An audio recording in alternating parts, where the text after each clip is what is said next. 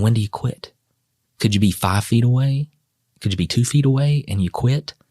It was so hard to give up because you're thinking, it's like, well, that kind of matches with what he was saying. Warning. The podcast you're about to listen to may contain graphic descriptions of violent assaults, murder, and adult language. Listener discretion is advised.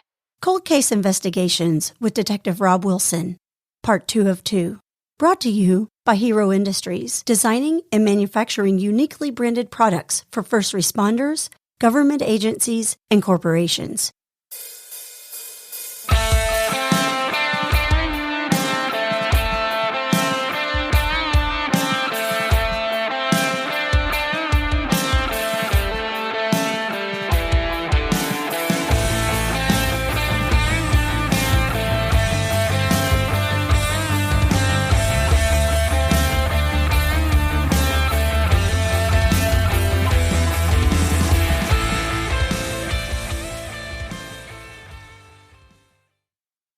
Gotcha. Well, I'll tell you what, I posed the question to some of our listeners on social media several weeks ago, knowing that we were going to sit down with you, and asked, does anybody have any questions about the Melanie Flynn case? And granted, it's still an open, active investigation, and I know it frustrates people, but there's legitimate reasons why these things aren't shared, and we could do a whole nother show on that. And I know right now I'm thinking of times when information leaks really hurt case investigations. Absolutely.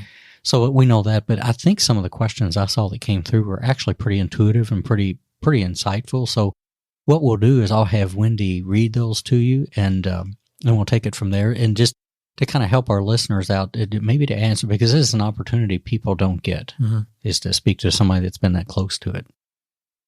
Okay, the first question that we have here is by a listener by the name of Jackie. She wants to know, Rob, where do you think she is? I don't know. There's a lot of plausible theories. I don't know. I really don't know. Like I say, we've looked into several avenues. Certainly the river has been looked at, certain individuals' houses. There was even a theory that, because Drew Thornton was a pilot and that he took her out and either, she died or he threw her out of the plane for knowledge that she had about their drug running. There's also even a theory that there was an accidental overdose. That it wasn't this sexy murder cover-up. It was she overdosed and people panicked and got rid of her body. So as much as it's frustrating, you can probably hear it in my voice. After the decades, close to 40 years, people cared about this case. They looked into it. Every detective picked it up. And I did as well. I don't know. We're not stopping. Like I mentioned, there's at minimum one more thing I need to do to follow up on that may lead to additional information.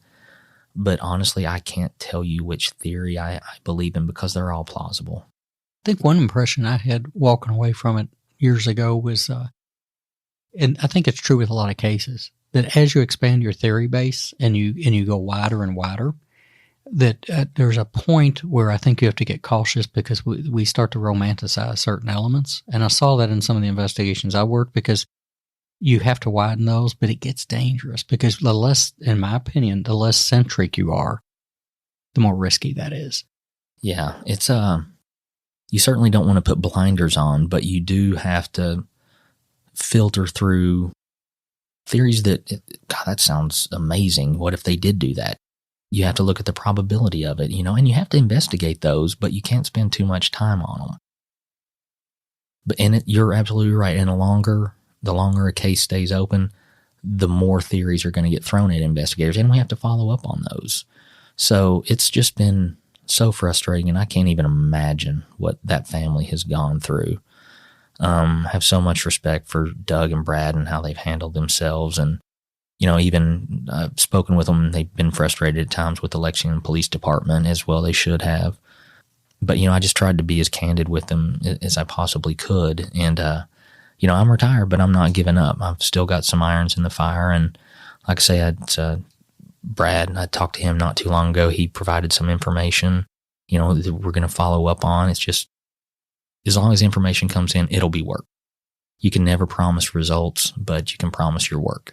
Yeah, I can validate and attest to that it is not sitting. Because in the time I was there, new things would come in, and it's never sat. To the point where it kind of has its own conscience in the police department, to where when we find things in different places, there's I'm going to say an immediate reflection. Right before I left, we found some remains in a car in the Kentucky River. Do you remember that? Oh yeah, I do. Yeah. And I remember that the age of the car was from back in the 70s, and from what I understand, through the coroner's office, they've eliminated that as a possibility. But when it happened, I guess if people could understand how much of the front conscience this is for everybody, because the fire department and some of these people didn't work there. I didn't work there in the 70s, but whenever something like that happens, there's an immediate reference to Melanie's case. And I don't know if that comforts the family much, or because I think the public doubts that sometimes, but man, it's on the tip of everybody's frontal lobe. Oh, anytime we find remains, I'll get a call. Are you going to ship those to the lab DNA to see if it's Melanie Flynn? It's like, we're going to try to get DNA, and what we do is submit it to NamUs, which is a database down in North Texas State University. Yeah. That has DNA results or matches from family members for missing persons. So if we find remains, we can enter it into NamUs, and hopefully it matches up closely to a relative of that missing person. And so that's how we identify them. Well, thanks, Jackie, for sending that question, because it's a good question. It's not simple at all, and it unfortunately doesn't have an answer, but I think we're all hoping one day we do find that out. For the Flynn's sake, absolutely. Amen. Before I pose the next question, why don't you tell our listeners, how old was Melanie when she went missing? Oh, you've put me on the spot. Late 20s. All right. Well, Chris asked the question, even with a lack of evidence, what has been the most credible tip thus far? Kind of goes back to what I was saying before. I think we've had a lot of plausible tips. The fact that we haven't found her, I can't put any more weight in one than the other. We've walked through a couple that certainly could be true. We just don't know that. So I don't know which tip will be the most valuable. And again, that last one at the river, that one, I had high hopes. Yeah, because of the way that one rolled in, and then the amount of effort that got pushed into that. So but I love that question that Chris asked. That's what I think I love about our listeners. That's a very intuitive, insightful question about comparing that. Yeah, and what you look for is a tip that has several other independent tips that match that. When you're getting information from different sources that match up, you think you're onto something. When you get one tip and it's a sole tip, you're going to look into it, but this is just one person who knows, how valuable it is or whatnot. But when you get 3 or 4 tips from different sources stating the same thing, we're pretty optimistic that it's accurate information. Yeah, and to go back to that again too, one more thing is there's a big difference between a tip and a theory. Absolutely. And again, the file is full of theories, and some of them are well intended. I've got no doubt. And we'll move to that conversation in a minute about what people can do to help in these cases. But that's an important thing, is there's a huge tip between having a theory and an actual tip. So, yeah, what's the next question, Wendy? That was good. The next question is by Sandra. It's another great one. My question is, how did someone admit to knowing where her remains were, yet after exhausting searching with ground-penetrating equipment borrowed from University of Kentucky, using equipment to tear up concrete, ground, etc., how was nothing found, and were her remains moved? The fact that they could have been removed is a possibility. I doubt it. Let's just say the theory that she was buried down near the river. Probably do that in the middle of the night. It'd be really difficult to go back and spend hours digging up. And where are you going to put them? It's pretty much taken care of. I doubt somebody would run the risk of being discovered, digging down by the river.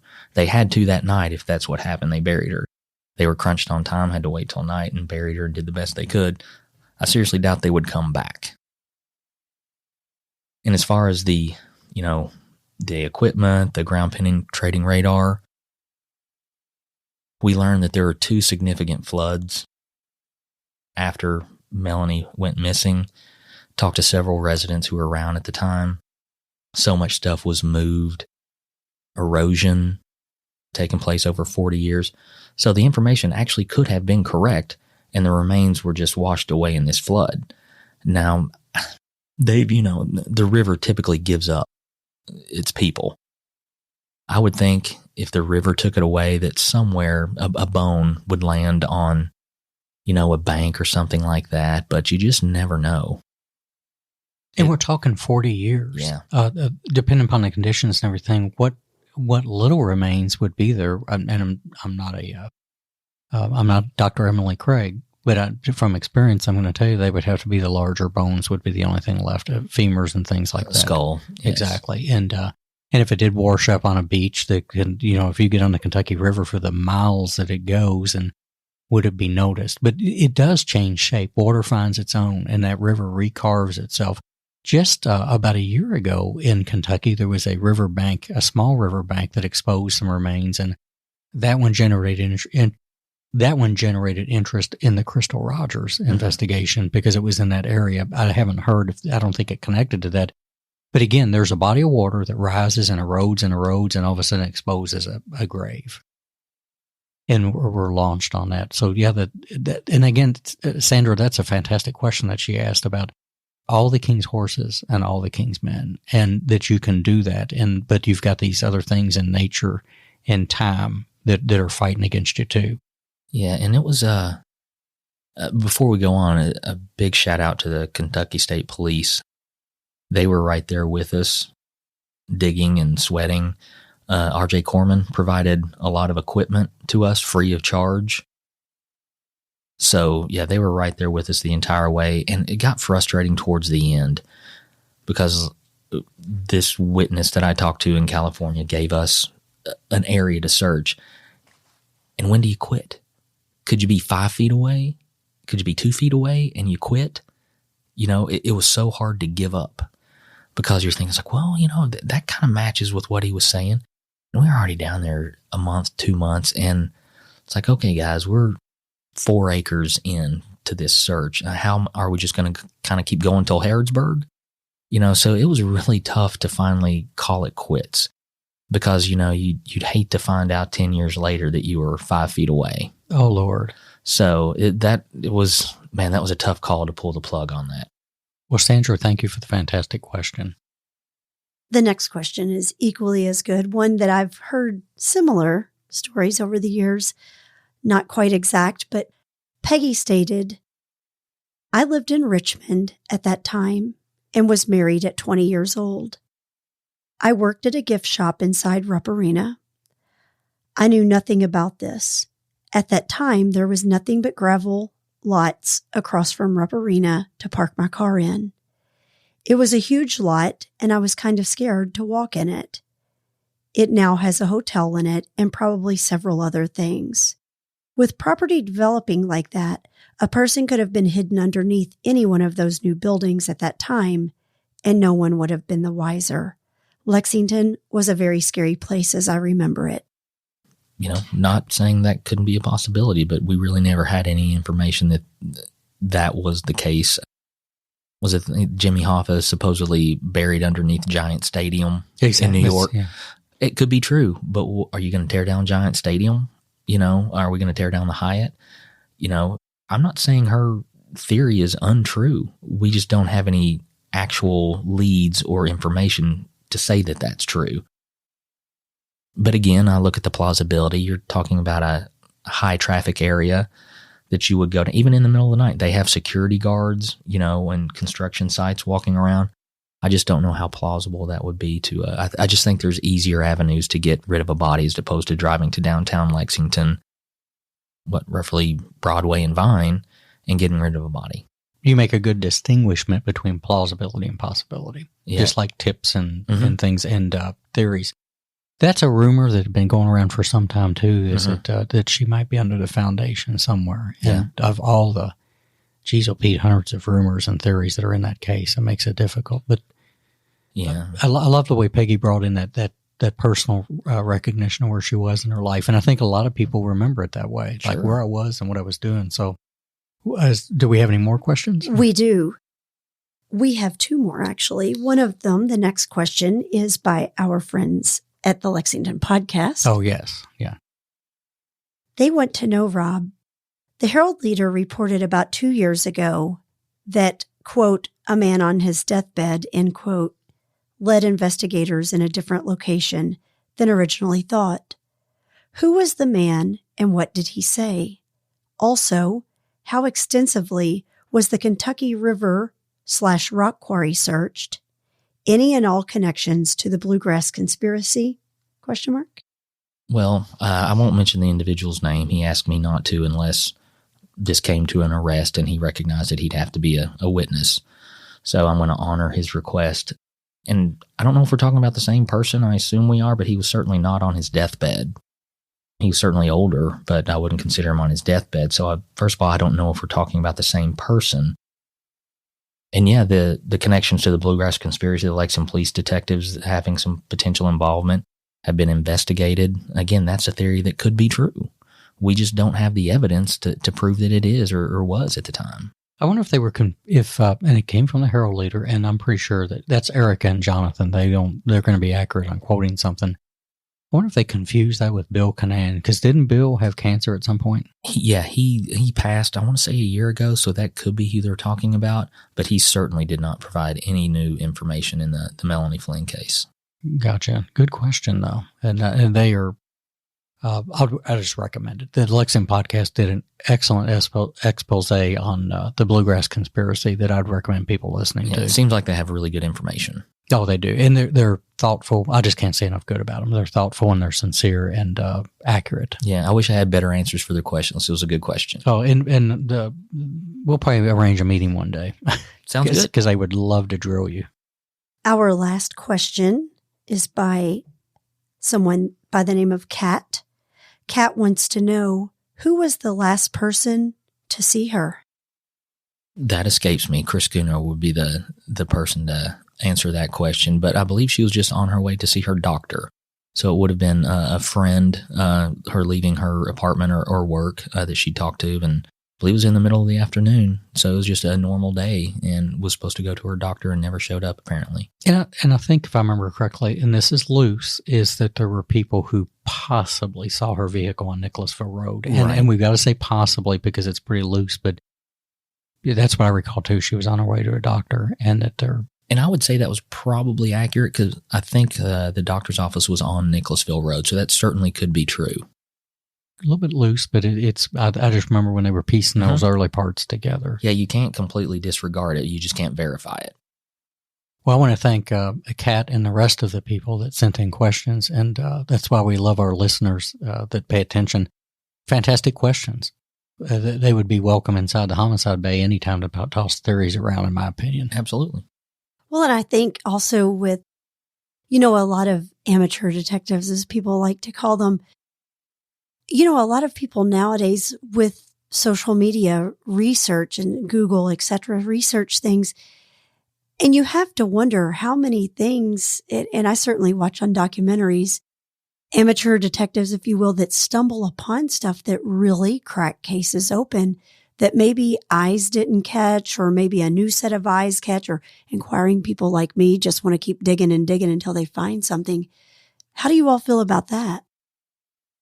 Well, as an investigator, all that you want in any case is information, accurate information. I don't care where it comes from, but you can get overloaded with inaccurate information, and that will bog an investigation down.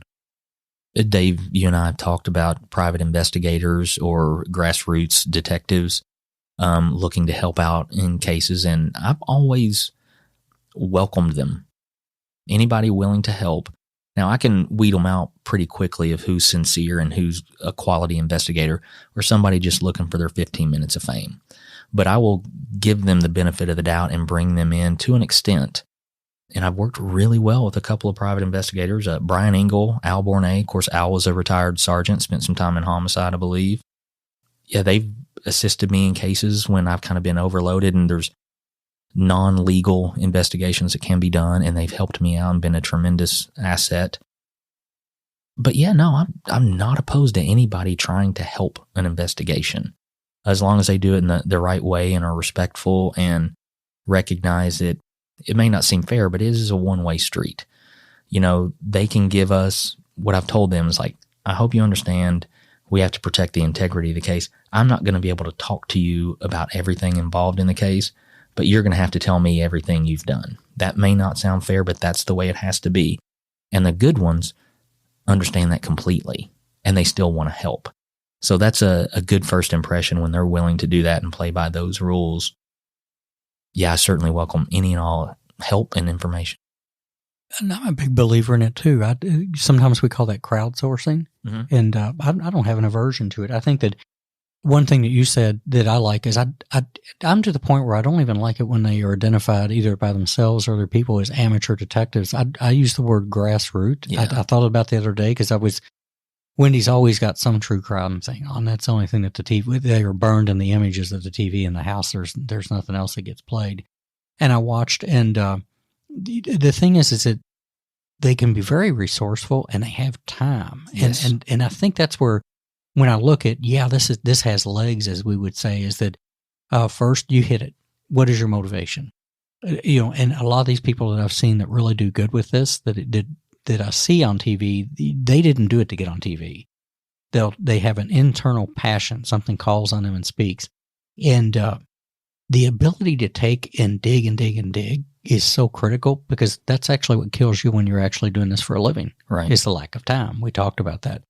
So I don't even like calling them amateurs. I think they need to find that they've got to find a better name for themselves, because I think they can have a lot of value. Because there are some good ones out there. I come across people all the time in everyday life. I get into a conversation with them, and we'll be talking about cases, and they'll come up, well, did you do this in this situation? And we just go down. It's like, you'd be a really good investigator. Amen. But, yeah. And he was a high school teacher. But I think it's the type of person, the type of mind that you have, a certain skill set or a curiosity that makes a good investigator. You don't have to go to a police academy to get that. No. Now there's a benefit as far as the legal aspects of it, but, there's some smart people out there that I think would be very good investigators.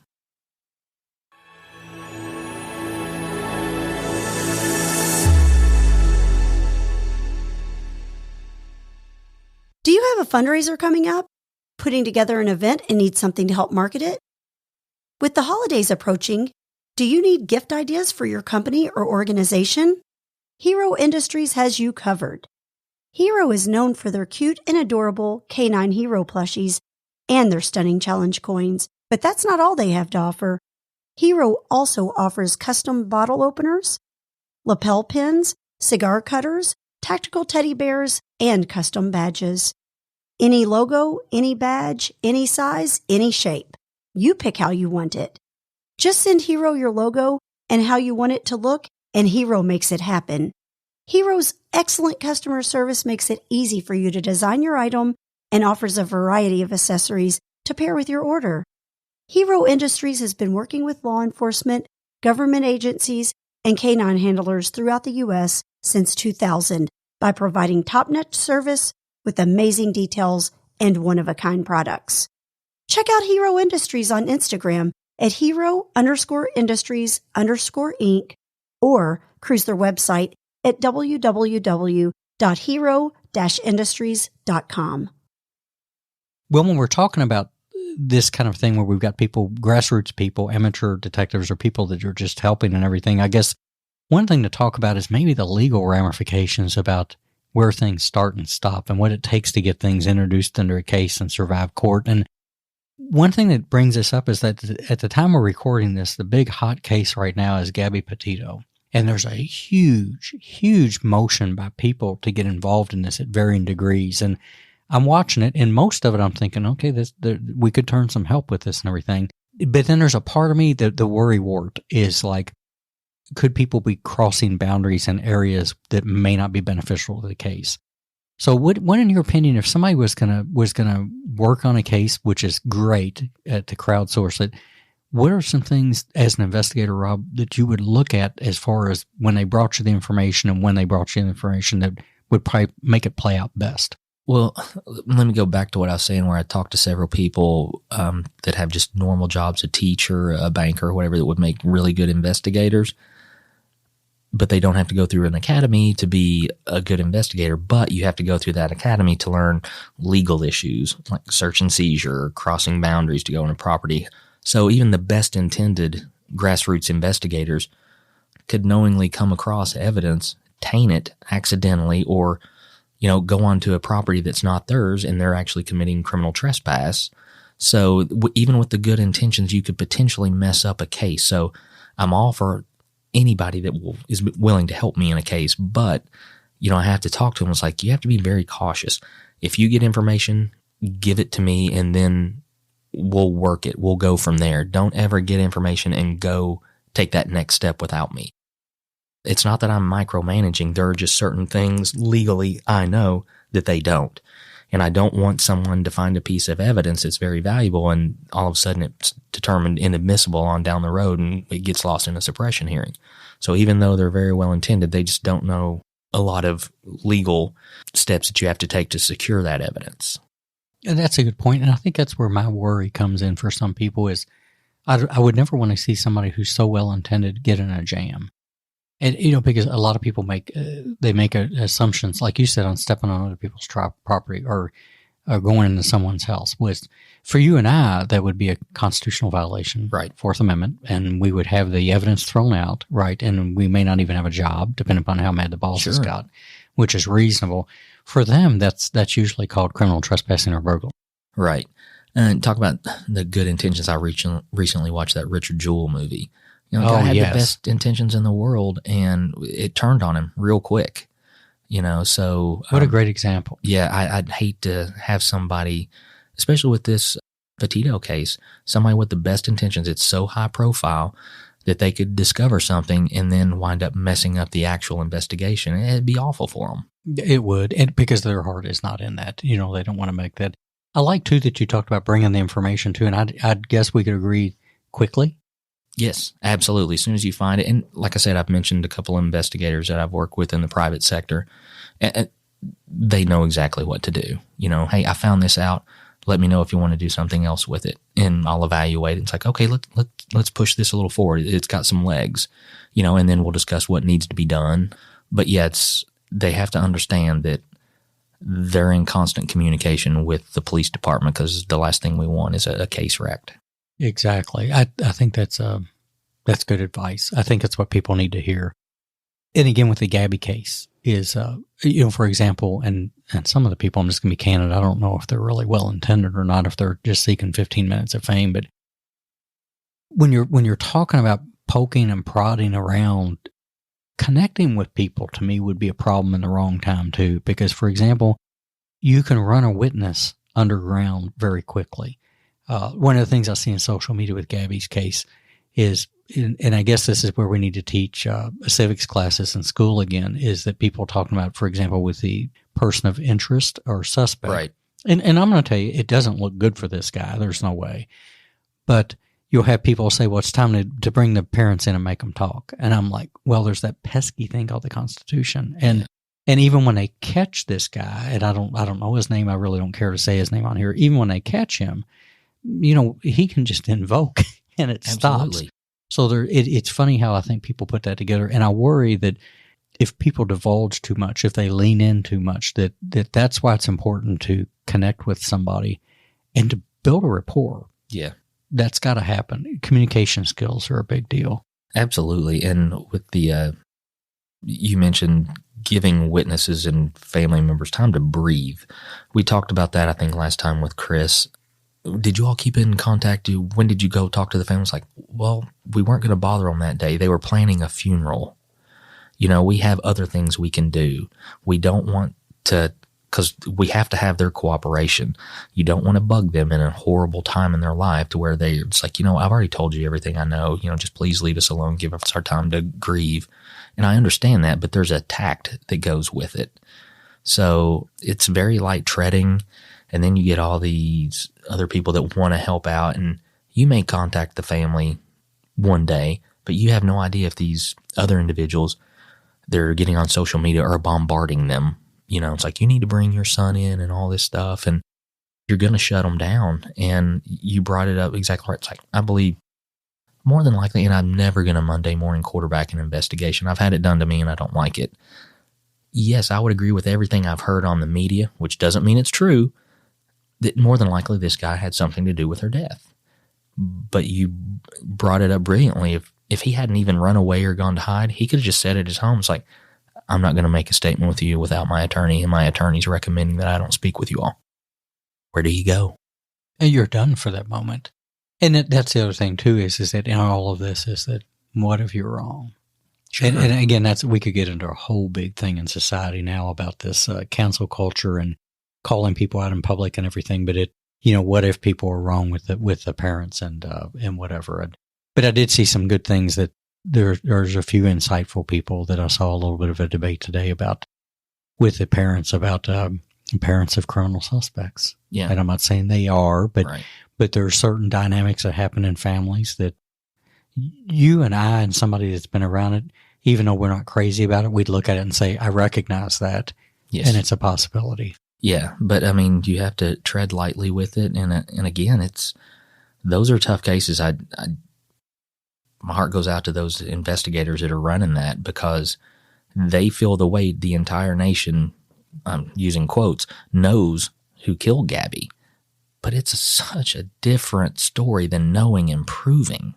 And that's what I think they're hearing all the time. And then again, you've got some people, well-intended or not, that could be running the wrong interference out there. Yeah, and sometimes it really bogs it down if you're providing information, but it's really misinformation.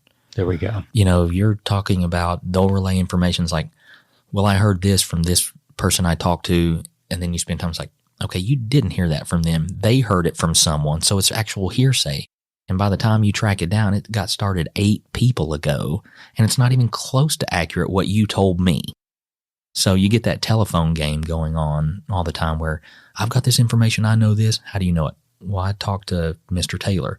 You talk to Mr. Taylor. No, I heard it from Mr. Smith. And you go down that rabbit hole, and it winds up, the information is just not valuable whatsoever. And there's a lot of time wasted. Wasted, yes. Yeah. And coming back to Melanie Flynn, I think that there's been so many theories, again, shot forward that have to be looked at. Absolutely. And I think that makes it very difficult. And hopefully with that. So I guess summing it up is that definitely everybody would want help with any of these cases. I know I wouldn't turn it away. No, if that phone rings, I'm going to answer it. I'm going to listen to it. I'm going to write down the information. I'm going to check it out. And hopefully it's, the last piece of the puzzle that I needed. Yeah. Because, we take information from all walks of society. Absolutely. We have anonymous tip lines. You can call the Bureau of Investigations, 258-3700. There will be a detective there ready to listen to you. Amen. Well, and I think also you don't know when that one tip or that one amateur detective may have something that blows the case apart. So you hate to not take heed to every one of them because it may be that one piece you've been missing. Yeah, it's you're doing a great disservice to the investigation if you're the investigator and refuse to talk to somebody that says they have information. And you know what? I've seen it play out to where this isn't the most credible person that's calling in, but they've got a piece of the story that I didn't have before, but it's corroborated by other pieces of the puzzle. So this person may not be the most trustworthy witness or caller, but they provided valuable information. And the public doesn't know everything we know, so they may assume it's like, I'm sure they know about this person. Please don't assume that. That's where I was going to go next. Well, how can people help? So we've talked about the people that, and again, I think it's just great that people are getting involved in investigations, and as long as they understand some guidelines to protect them and protect the case and protect the family. But what are some people, like, for example, Melanie Flynn, what do you think we need to hear on that? Oh, I don't know. Anybody with information, call.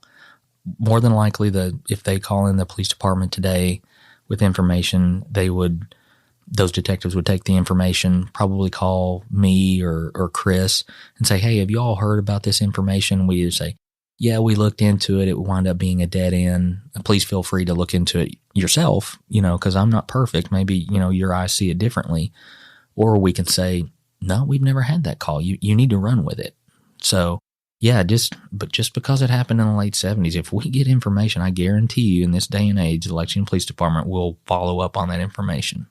And with any case, again, absolutely. Nothing's too small. Nothing's insignificant. It's something that somebody thinks is inconsequential can actually, like you said, piece something together in that puzzle to make it run a lot faster. So nothing's small. And I do know that I think this stands true and will be timeless, that there are very few murder cases where only one person knows. And I mean, everywhere. And because at some point they've either had help, they've confided in somebody. We were talking offline about, for example, how many cases that we might have cleared with that old saying, hell hath no fury like a woman scorned. Yeah. Where they've told somebody or they've confided, or somebody that they knew took an article from them one night, like a gun, and didn't get an explanation. I mean, hell, I've interviewed people that helped move bodies rolled up in carpets, and they were like, I knew it was heavy, but I didn't think. And I'm like, okay, well, I'll hold a judgment in the back of my mind as to whether you're telling me the truth. Right. But there's so many ancillary pieces that people are walking around with. And we've all seen cases that finally close and go because maybe something like a conscience gets to them, or maybe they get angry at somebody. But the idea that there's a perfect crime is ridiculous. You can sit around, like we've worked years and years and years around murders, and you and I could sit around and probably plan the perfect murder because we dealt with these investigations. But if you and I set out to kill someone and get away with it, with all our experience, I bet we'd mess up 25 times. Amen. You know, there's always a thing you don't think about. So I hate to say any murder is unsolvable, but again, we go back to the community. There is always somebody out there that knows about every unsolved murder. All they need to do is pick up the phone. Right. There's always an integral piece that's not being discussed. Yeah, Detective Franz Wolf, who was with the unit for a long time, he's still in the department. He's in forensic services now. When he was brand new to the unit, he had, I think his first murder was a real stinker. Guy shot and set on fire. And he worked it as hard as he could. And he came to me as I was a senior detective. He's like, what else do I need to do on this? And I read through the case file and was like, put it on the shelf. Buddy, you've done everything that I can think of. Sometimes you just have to sit and the phone will ring. And that will give you the thread that you can pull the entire sweater apart with. Sure enough, 6 months later, a phone call came in and he's had it solved within 5 hours of that phone call. Yeah. And it's all due to community cooperation. And building relationships with people. Sure. Yeah, it's just treating people with respect in every encounter that you make with them. And that's, you know, I mentioned that in my years on patrol. You know, I got a lot of confidential informants when I was on the streets. And it just came from treating people with respect and helping them out when I could. It's not charging them with a drug charge and hanging that over their head. That'll work for one case, but once they've worked that off, they're done with you. So it really is about creating relationships in the community. That'd be a neat show to get a bunch of people together to talk about those wins. Yeah. You know, because I remember real quick, something similar to that is I got out with a woman one time that in downtown Lexington, and she was working. She was a street prostitute, and met her, introduced myself, just offered that, you know, if you could ever help me and everything. And I got the typical salutation that started with F and ended with you. And but amazingly enough, it was within maybe about 6 months during a brutal murder. Is I got a phone call from her one night on my pager back when we had pagers, and she led me right to one of the suspects. Yeah, and I think it's different too with these people may have knowledge about drug cases or whatnot, and that's not necessarily worth it to them because they do still have to live in the community. But a lot of the informants that I've had are decent people, and these murders shock the conscience, and they can't let that go. So there's a couple that after a while, they didn't even ask for any money. And it's like, this is just wrong. You know, this kid was a good kid. He shouldn't have been gunned down. I'm hearing this. You know, it turns out to be true. And we find them in walks of life that a lot of people won't appreciate. Absolutely. I think that was just an amazing experience in and of itself. Well, Wendy, do you have anything else of Rob on this cold case investigation stuff that you'd like to ask? No, I just, I guess, and I mean, Rob, who am I to tell you how to do your job? You've been doing it for so many years and you do it exceptionally. You know, I think from somebody that sits and watches this a lot on TV, Do take heed to what people say when they call in. It may, like you already know, it may just be that one small tip or maybe something that you maybe just didn't think of. Getting so busy in your day-to-day tasks or this case, and then now this case is added on. And it may just be that one thing that you think, you know what, I never thought of that. Yeah. No, but like I stated, please don't assume that the information that you have is not valuable. We'll make that determination. And I have people call in all the time. It's like, hey, I just want to let you know I heard this. And it's like, we've had several other calls, but seriously, thank you very much for the concern and the time that you took to call in and help out the police department. So, I always try to, even if the information's not valuable, I always try to go out of my way to thank them for their time and their concern. If I could, since I retired, the budget's kind of tough on the Lexington Police Department right now, and my spot may not be filled. I think it's an important part. Please don't bother Chief Weathers because he's a great man and a busy man. But if you all think that the cold case unit is very necessary, please contact your councilman.